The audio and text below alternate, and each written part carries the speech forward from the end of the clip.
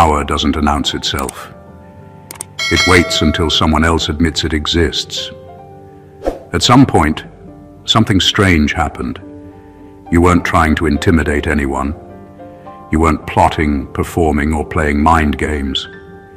You were just living, thinking clearly and moving differently. And yet, someone eventually said it out loud, maybe half joking, maybe half nervous, that you're a psychological warfare master. That statement didn't come from fear of what you do. It came from discomfort with what you no longer do. Here's the quiet fact most people don't realize.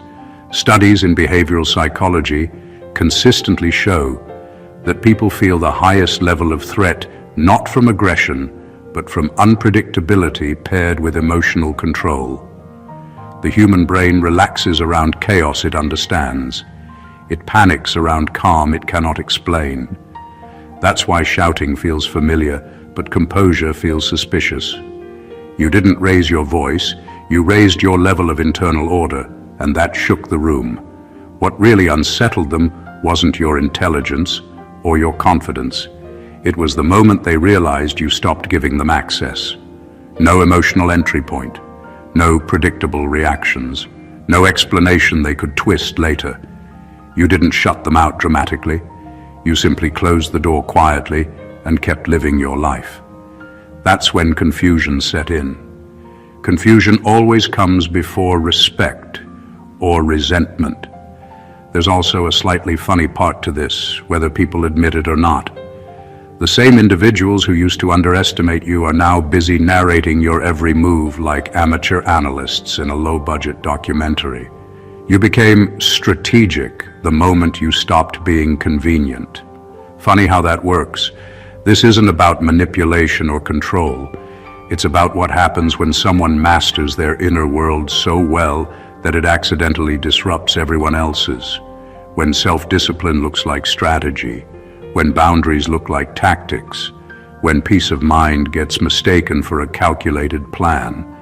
So if you've ever watched someone slowly realize they can't read you anymore, and then nervously label you something dramatic to make sense of it, this isn't coincidence.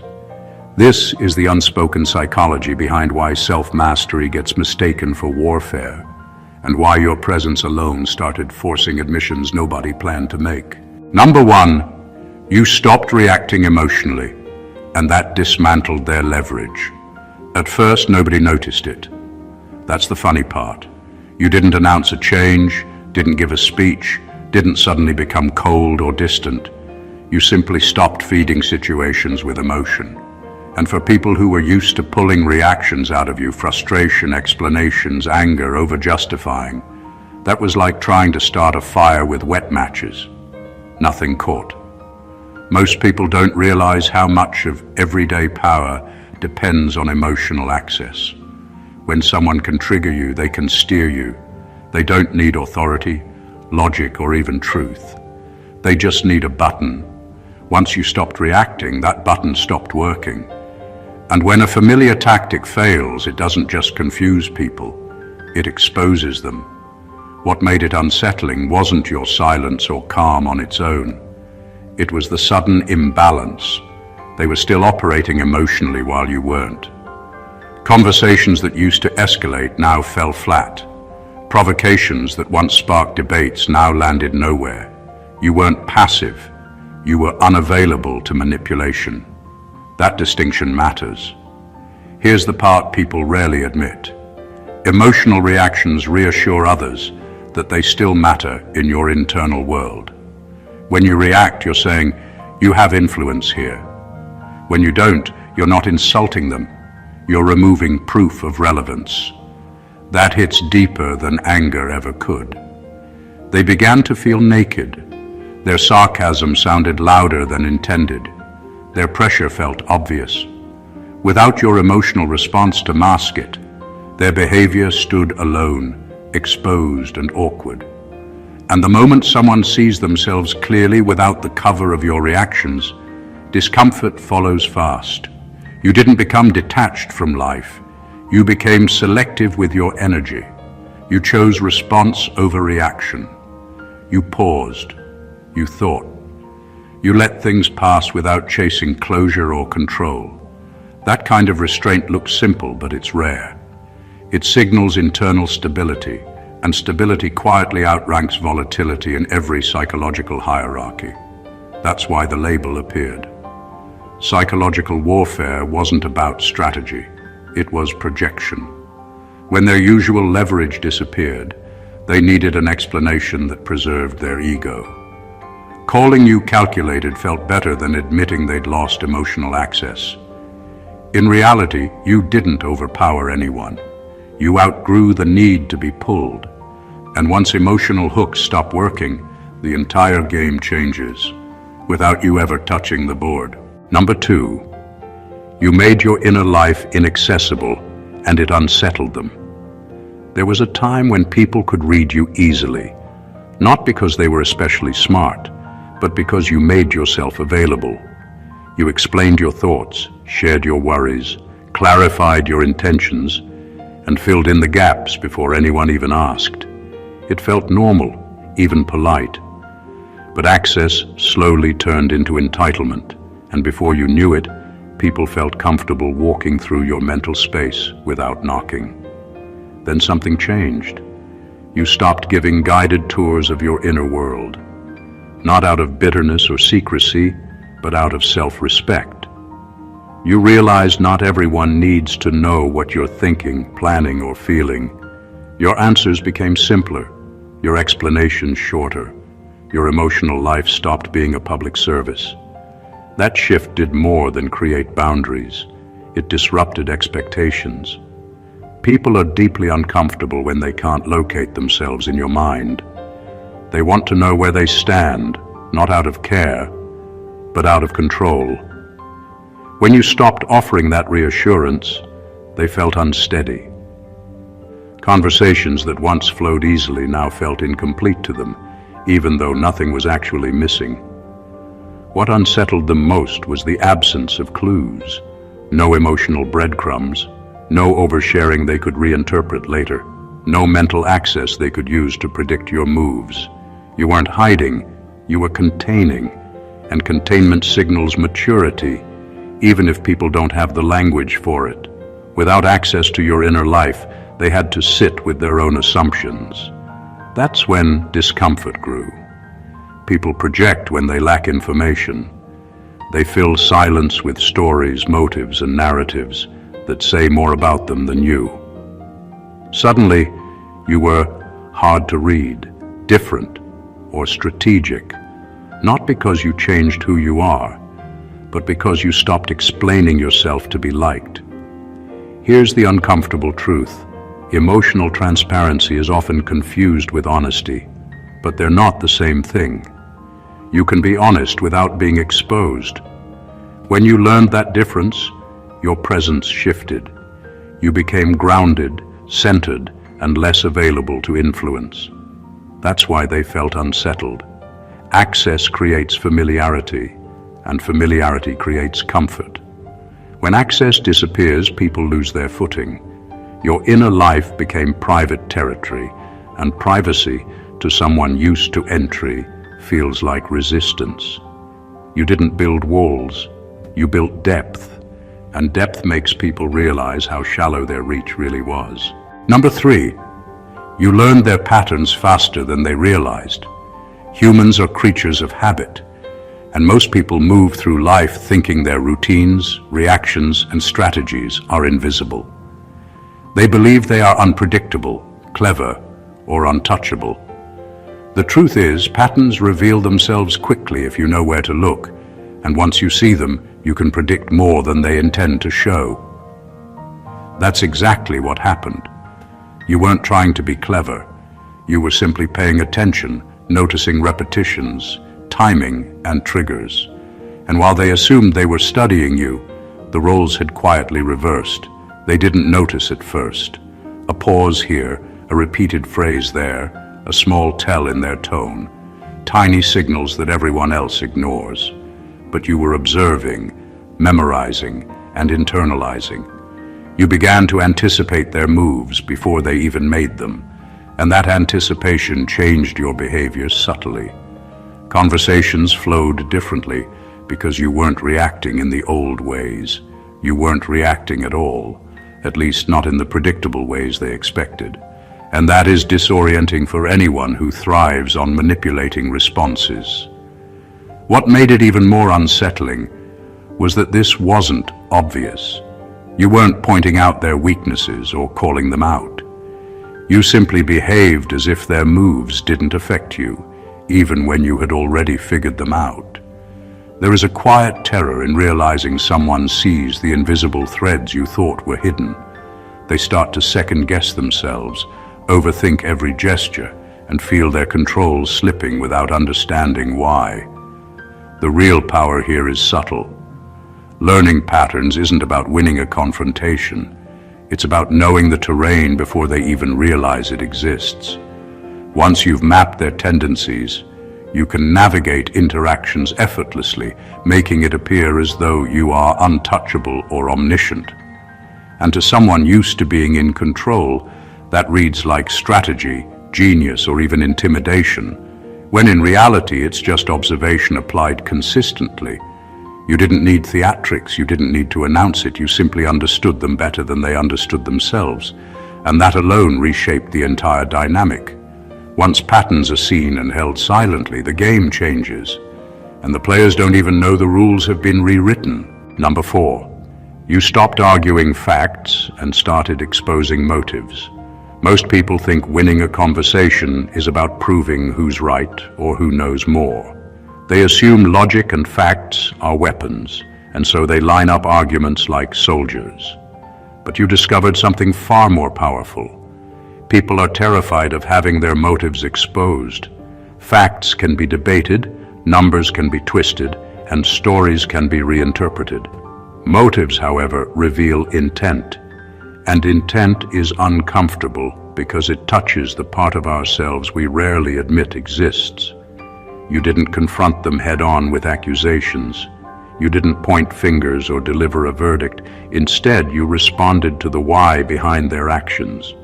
You noticed the subtle shifts, how their words were designed to provoke, how their compliments came with hidden critiques, how their stories were more about saving face than sharing truth. By addressing the underlying reason, you bypassed surface arguments entirely. Facts became irrelevant because their own intentions were staring them in the face, reflected back with precision they couldn't ignore. This is where most people get unsettled.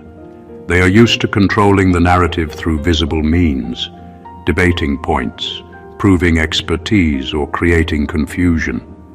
When someone targets motives instead, it's like holding a mirror to their hidden strategy. Suddenly, their manipulations are obvious not to outsiders, but to themselves. And that is far more destabilizing than losing a debate, because losing a debate is temporary, but confronting your own hidden motives is existential. You didn't need drama to do this. You didn't need to raise your voice or deliver monologues. By remaining composed and focused on intention, rather than surface facts, you forced them into a position of self-recognition. They realized that everything they thought was hidden was visible, and there was no clever way to defend it. What's remarkable is that this approach doesn't just shift power in the moment, it rewires perception. People start treating you differently because your attention feels surgical. You are no longer debating facts, you are illuminating truth.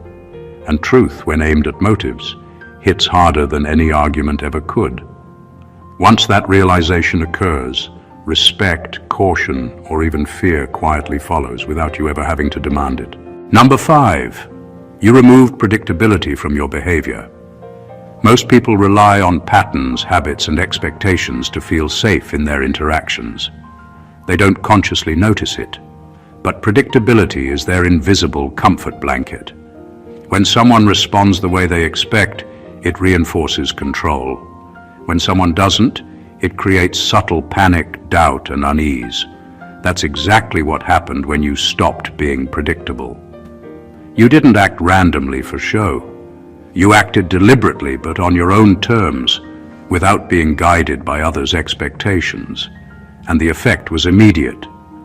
Conversations became less like a game they could play and more like walking through a room where the furniture has shifted. They weren't sure where to lean, what to say, or how to respond. Every tactic they relied on, provoking anger, triggering guilt, applying pressure, stopped landing the way it used to. They were used to reading you like an open book. Suddenly the book was closed, and the pages were being rewritten in ways only you knew. That unpredictability didn't just confuse them. It undermined the sense of power they had assumed over you. The beauty of removing predictability isn't chaos. It's subtle control through self-mastery. You weren't acting erratically, you were acting freely, without obligations to satisfy expectations.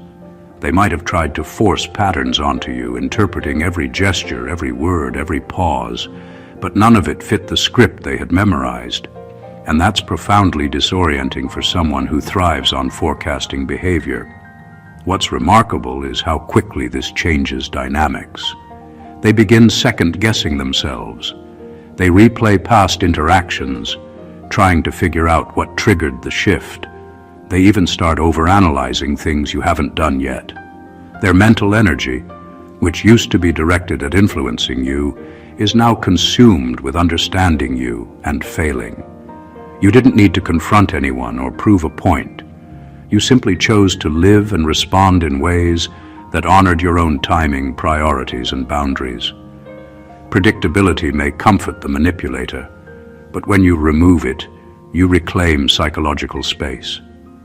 In doing so, you shift the balance subtly but completely, and they realize too late that the person they thought they could predict has become untouchable, not because of force, but because of autonomy. Number 6, you didn't confront directly. You allowed self-exposure. Most people believe confrontation is the way to assert power. They think calling someone out, pointing fingers, or proving them wrong is the only way to gain control. You didn't play that game. You stopped reacting with direct challenges and instead let situations unfold while maintaining your composure. You didn't need to attack or accuse because you understood a deeper truth. People reveal more about themselves when they feel in charge, and nothing exposes them faster than giving them the illusion of control.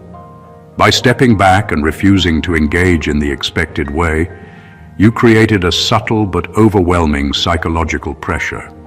You didn't need to say anything dramatic. Silence and restraint were enough. People started talking more, explaining themselves, justifying behaviors, and revealing intentions they would have otherwise hidden. And the remarkable part is that you didn't have to do a thing to provoke this. They did it themselves. This works because humans are wired to confirm their own narratives. When they think they are shaping the situation, they unconsciously over-explain, overshare, and stumble into self-exposure. They display inconsistencies, reveal insecurities, and highlight motives without realizing they're doing it. What would normally be hidden behind defensiveness now appeared in plain sight, and they had no idea they were showing you exactly what they wanted to keep secret. The power of this technique lies in its subtlety.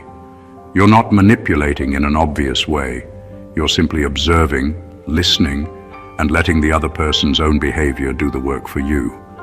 They believe they are leading, but in reality, they are walking right into the clarity you've quietly maintained.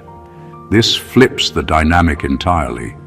Instead of them evaluating you, you are now evaluating them, seeing their patterns, motives, and weaknesses as if they're standing still under a spotlight.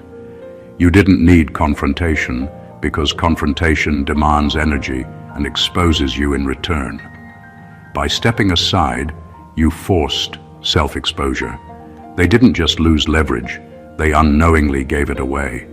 And when they finally notice, it's too late. The realization that they've been revealing everything while thinking they controlled the interaction hits harder than any argument ever could. You didn't break them, they broke themselves with your presence as the silent catalyst. Number 7, You mastered restraint, not dominance. Most people confuse power with aggression, thinking that to be in control, you have to push, prove, or dominate. You didn't follow that script. You discovered a quieter, far more unsettling form of influence: restraint. By controlling yourself, by holding back impulses, words, and reactions, you created a presence that is impossible to manipulate. People are used to responding to force, but restraint is invisible until it hits them. It doesn't scream. It doesn't demand attention. Yet it commands more authority than any overt act of dominance ever could. Restraint works because it flips the expected dynamic. When someone is aggressive, manipulative, or trying to provoke, they assume you will react in kind. They rely on your predictable emotional responses to validate their control. But when you choose not to react, when you pause, observe, and let things unfold without interference, you take away their leverage without confrontation. That's the subtle brilliance of restraint. It doesn't challenge them directly, it forces them to confront themselves. Their tactics lose power not because you overpowered them, but because you refuse to participate in the pattern they depend on. The impact of restraint is both immediate and long-lasting. It communicates self-discipline, stability, and independence in a way that aggression cannot. People sense it instinctively, even if they can't articulate why they feel unsettled. They notice that you are not controlled by impulse, not swayed by ego, and not dependent on approval. That calm, contained energy disrupts their assumptions about how influence works. Restraint also creates a psychological space where others reveal themselves. When you don't react, when you don't push back, people often overcompensate. They over-explain, over-justify, and in doing so expose motives, fears, and patterns that were hidden before. You become a silent mirror, and what they see is far more revealing than anything you could have forced out of them. Mastering restraint is not about winning arguments or asserting dominance. It's about owning yourself fully. And when you do that, the world around you begins to shift, not because you attacked, but because you refused to be moved. True psychological power lies in this quiet mastery, and it's far more disruptive than aggression ever is. Number 8, you refuse to compete for validation. Most people live their lives seeking approval without even realizing it. They shape their words, actions, and even thoughts around what others will accept, admire, or approve. That constant chase creates invisible chains, and anyone who notices them can pull, prod, and manipulate at will. You stopped playing that game. You refused to compete for validation, and in doing so, you instantly changed the rules of interaction. Suddenly, you were no longer participating in someone else's hierarchy. You were operating on your own terms. Refusing validation isn't about arrogance or being unfeeling. It's about understanding that your sense of worth comes from inside, not from applause or acknowledgement. When you stop seeking approval, your behavior stops feeding the expectations of others. People who thrived on your need to be liked, understood, or recognized suddenly find themselves powerless. Their influence depends on your participation, and when you remove that, the structure they relied on collapses quietly, almost invisibly. The subtle power in this is often underestimated. People notice it immediately, even if they can't put it into words. They may start trying harder, being louder or more persuasive, but the truth is, you're no longer a target. They're just talking to themselves. That creates an odd mix of confusion and respect. They realize that your choices, your reactions, and your presence are no longer theirs to shape. Their old leverage doesn't work, and their assumptions about your behavior fall apart. What's fascinating is how liberating this feels internally. When you stop competing for validation, you also stop wasting energy on unnecessary battles. Conversations, interactions, and conflicts lose the exhausting tension of trying to win approval. Instead, you operate from clarity and self-possession, which is far more intimidating than argument or force. People eventually notice. They start labeling you strategic, unshakable, psychologically sharp. But what they're really seeing is a person who has mastered self-recognition. You didn't have to prove anything to anyone. By refusing validation, you revealed a quiet dominance that can't be claimed or challenged. It's the kind of power that doesn't announce itself, yet leaves a permanent impression on everyone who thought they could control it. Number 9. You stayed calm where emotional reactions were expected. Most people rely on emotional reactions to measure power. Anger, frustration, panic. These are the signals others expect, the predictable pulses that allow them to gauge influence and control. You didn't give them that. In moments where they expected fireworks, outbursts, or defensiveness, you remained calm, composed, almost unshakable. That calm wasn't emptiness or passivity. It was an active, deliberate state of control. And that simple shift unsettled everything around you. Staying calm in high-pressure or provocative situations does more than signal self-control. It dismantles their assumptions. People are used to chaos and reactivity because that's the environment they operate in themselves. When someone refuses to meet them on that level, it throws off their internal map. They start overthinking their approach, second-guessing their strategy, and questioning whether they actually understand the dynamics at all. That uncertainty, invisible to the casual observer, is a form of quiet dominance.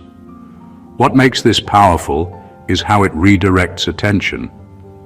Instead of focusing on you or trying to manipulate you, they focus on themselves. They notice their own impatience, overreactions, and illogical impulses. Your calm acts like a mirror, reflecting the chaos they expected to provoke back onto them. It forces self-awareness, discomfort, and often hesitation. They may never admit it, but they recognize that your stability is a kind of force they cannot penetrate. Calmness also communicates confidence without words. It says that you are grounded, that your decisions are considered, and that your presence is independent of their influence. While they scramble to provoke or destabilize, you operate from a place of clarity and certainty. The subtlety here is genius. No one can argue with composure. No one can attack serenity directly without revealing their own instability. By staying calm where reactions were expected, you shifted the power quietly but completely. The momentary restraint becomes long-term influence. People start treating you differently, not because you demanded it, but because your composure makes them realize their usual tools no longer work. That kind of presence isn't taught, it's mastered, and once it's recognized, it leaves a lasting imprint on everyone who encounters it. Number 10. You allowed discomfort to exist without fixing it. Most people can't stand discomfort. They rush to fill silence, smooth tension, or provide answers, even when none are needed. That constant need to fix situations is a form of dependence. You, however, stopped doing that. You allowed discomfort to exist without interference. You didn't apologize for it, explain it away, or try to make others feel better. You simply let it be. And that simple act shifted the entire dynamic. Allowing discomfort doesn't mean cruelty. It means presence. It means observing without panicking, letting reality settle, and refusing to step into someone else's nervousness or insecurity. When people are uncomfortable, they crave resolution. When you deny them that shortcut, they are forced to confront themselves instead of escaping into distraction. Their unease grows, but it's not directed at you. It's directed inward, where it hurts the most. The power in this comes from restraint and observation. Most attempts to control others rely on action, words, or influence. You demonstrated that true influence often comes from inaction. By refusing to solve every tension, you revealed who was dependent, who was reactive, and who relied on external cues to feel secure.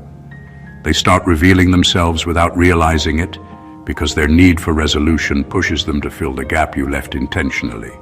Discomfort also creates clarity. In a world full of noise, explanations, and distractions, letting things simply exist forces people to see the situation as it really is. No spin, no interpretation, no emotional filters. That clarity is uncomfortable because it forces responsibility and self-awareness, two things most people avoid. By allowing discomfort to exist, you became untouchable in subtle ways. You weren't aggressive, manipulative, or controlling. You were simply grounded, composed, and willing to witness reality without interference. That kind of presence is rare and unsettling for anyone used to controlling outcomes through agitation or persuasion. You didn't create chaos, you revealed it. And in doing so, you made everyone else confront their own patterns while you remained steady, calm, and impossible to sway. Number 11. You didn't mirror their aggression or insecurity. Most people instinctively respond to tension the way it's presented to them. If someone raises their voice, they raise theirs. If someone attacks, they attack back.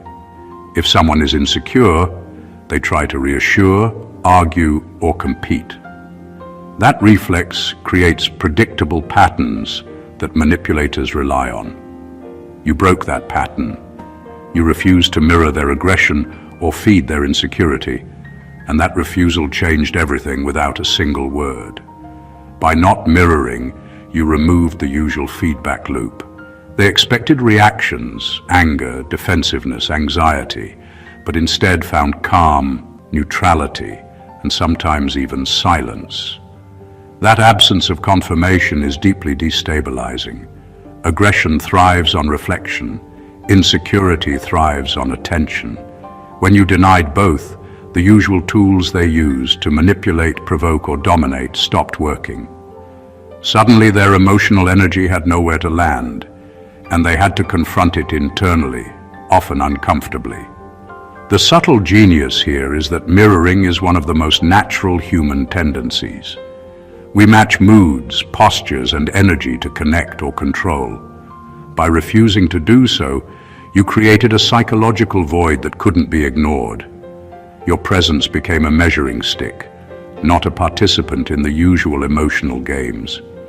They realized, often too late, that their attempts to unsettle or influence you were ineffective. This doesn't mean you were unresponsive. You were responsive on your own terms, choosing clarity over reaction. That distinction is critical. Aggression or insecurity is loud, chaotic, and exhausting. By not joining it, you made it obvious and almost absurd. The same words, the same tones, the same pressures suddenly appeared small, desperate, or irrational because you refused to validate them through your reaction. What people eventually notice is that your behavior feels unshakable, even untouchable. You didn't overpower them. You denied them the confirmation their emotional strategies depended on. In doing so, you became quietly dominant. Not through force, but through self-control and discernment. And that kind of mastery is rare. It unsettles, impresses, and above all, shifts the power dynamic without you ever having to assert it. Number 12, you made them question their own influence. Most people operate under the quiet assumption that they have some measure of control over those around them. It doesn't matter if it's through charm, manipulation, or authority. They rely on it to feel secure. You didn't confront them directly, but you dismantled that assumption entirely. Through your calm, measured, and unpredictable presence, you made them wonder if their usual influence over people, even over you, actually existed at all. That doubt is far more destabilizing than any argument or conflict because it attacks the foundation of how they see themselves. When someone realizes their tactics aren't working, they scramble.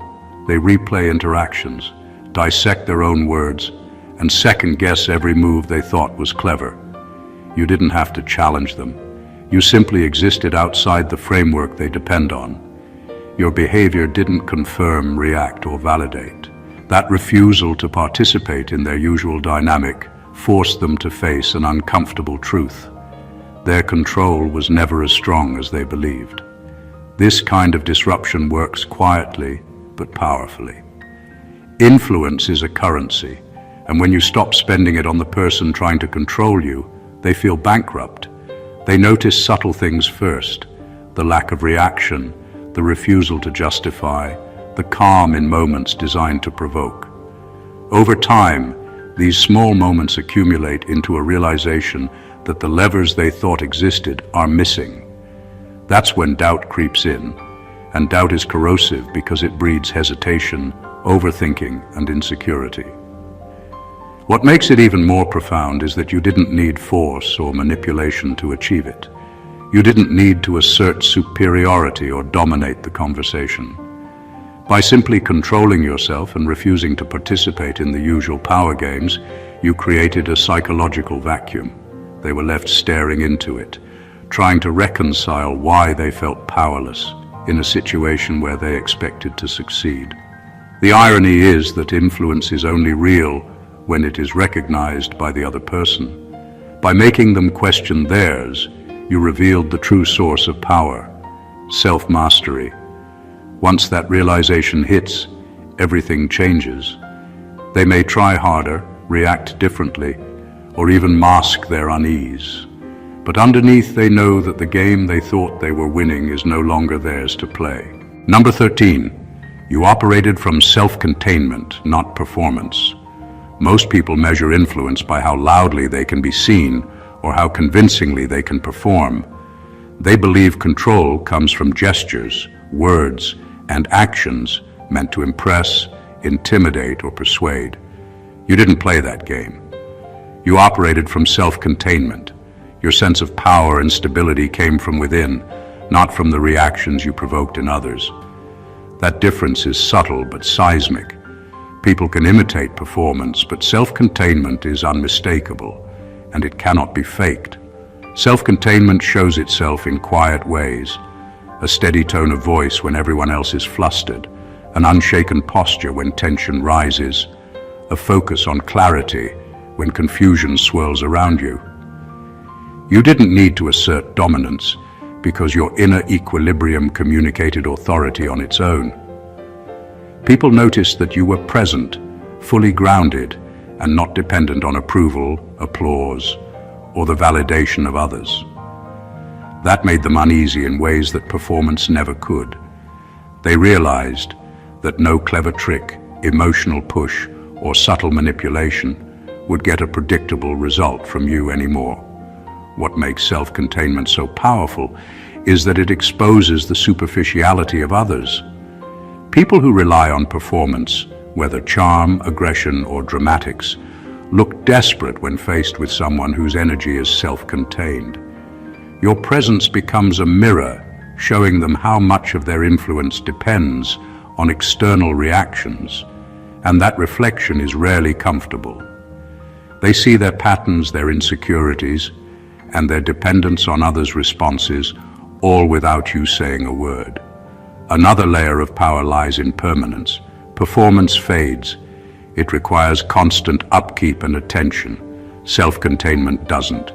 Once you've anchored yourself internally, no external chaos can shake you. You no longer need to prove, manipulate, or perform. You simply exist, and that existence carries weight because it doesn't bend to anyone else's narrative. By operating from self-containment, you shifted the dynamic completely. Influence now emanates from your presence, not your actions. People notice it instinctively, even if they can't articulate why. That kind of power doesn't demand recognition. It commands it quietly, and once it's felt, it leaves an indelible impression. Number 14. You didn't try to control them. You controlled yourself. Most people confuse influence with manipulation.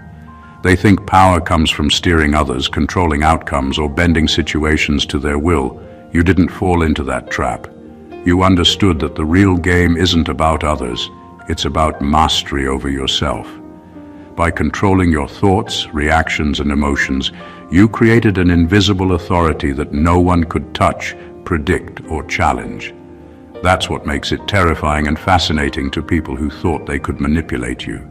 Controlling yourself doesn't mean suppressing feelings or pretending to be calm. It means being fully aware of your impulses and choosing when and how to act. It means knowing your priorities, understanding your triggers, and refusing to let someone else dictate your internal state. That quiet mastery transforms interactions. Suddenly, you are no longer participating in the chaos others rely on to feel dominant. They throw their usual tactics at you: provocation, guilt, manipulation, even charm, and nothing lands because you are operating from an unshakable center. The effect is subtle but undeniable. People around you begin to feel exposed. They sense that their attempts to push, provoke, or influence are useless. Their usual levers of control vanish because you are not reacting predictably. They are left to confront their own intentions, insecurities, and patterns without the usual validation that comes from seeing a response. That reflection is unnerving. They may laugh it off, rationalize it, or even try harder.